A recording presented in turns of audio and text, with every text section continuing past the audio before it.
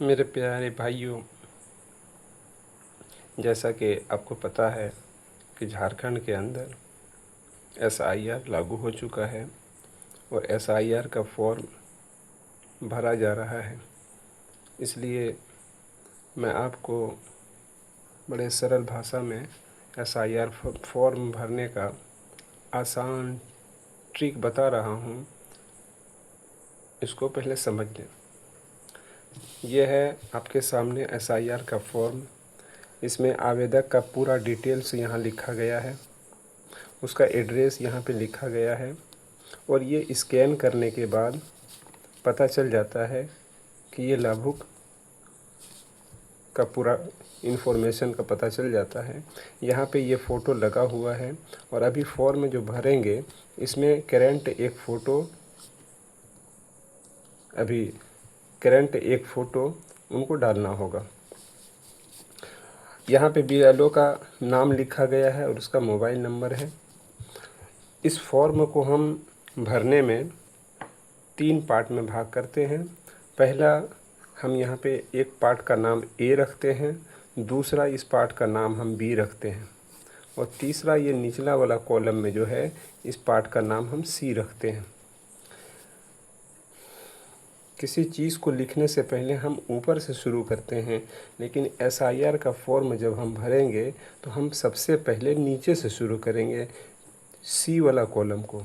सी वाला कॉलम में सबसे पहले यहाँ पे देखा जाए कि यहाँ पे ये कॉलम में क्या मांग रहे हैं। यहाँ डेट ऑफ बर्थ मांग रहे हैं। सबसे पहले हम इस डेट ऑफ बर्थ भरेंगे, उसके बाद उसका आधार नंबर भरेंगे, फिर उसका मोबाइल नंबर भरेंगे और उसके पिता का नाम लिखेंगे। अगर उपलब्ध हो तो उसके पिता का ईपिक नंबर डालेंगे।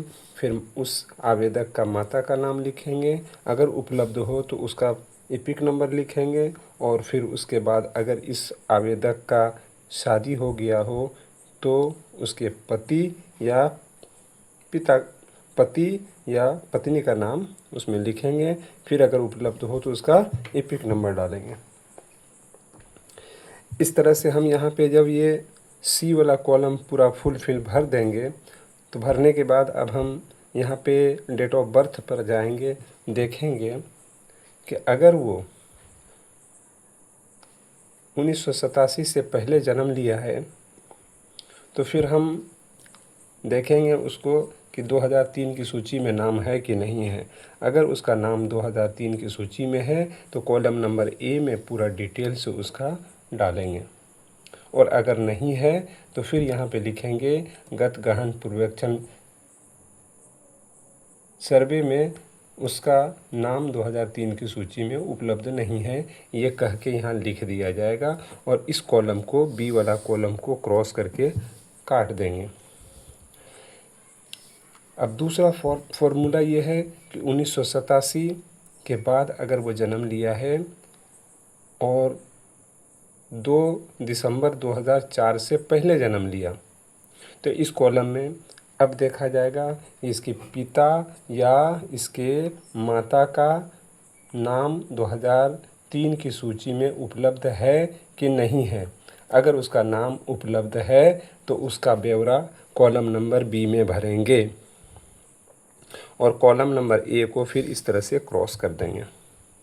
कॉलम नंबर बी में उसके माता का पूरा ब्यौरा लिखेंगे या नहीं तो उसके पिता का पूरा ब्यौरा लिखेंगे।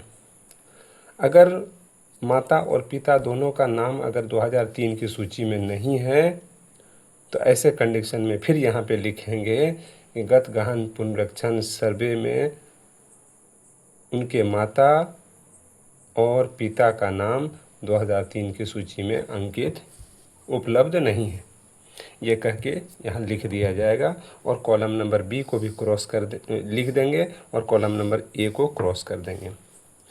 अब अगर वो 2 दिसंबर 2004 के बाद जन्म लेता है तो यहाँ पे कॉलम नंबर ए को क्रॉस कर देंगे और कॉलम नंबर बी में एक पार्टीशन खींच देंगे, लकीर खींचेंगे।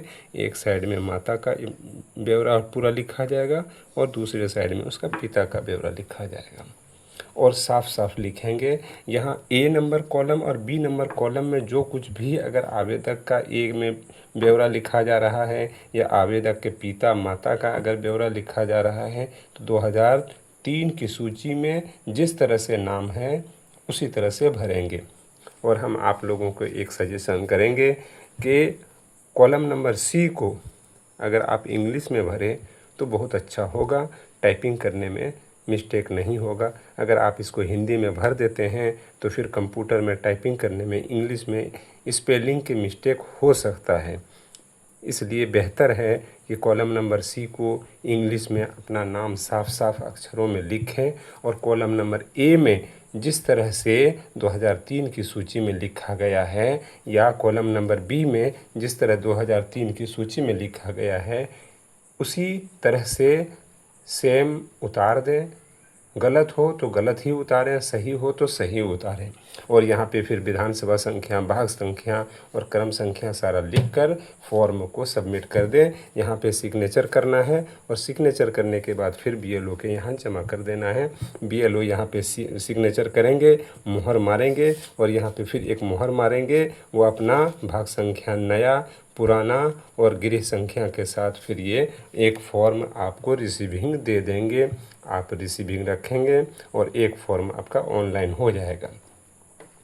जब ये ऑनलाइन का प्रक्रिया समाप्त हो जाएगा तो फिर आप इसको चेक कर सकते हैं।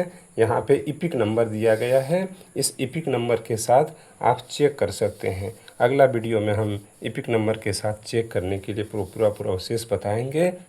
इसके लिए अब यहीं पे समाप्त करते हैं।